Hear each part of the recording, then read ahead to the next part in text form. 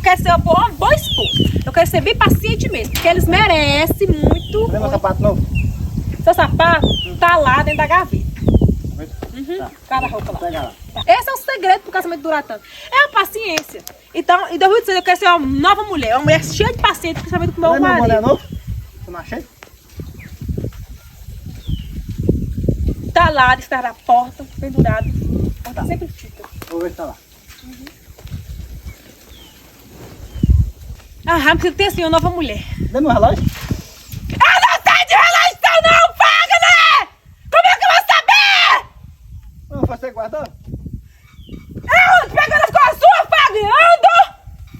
Você não falou que ia ficar mais calmo esse ano? Como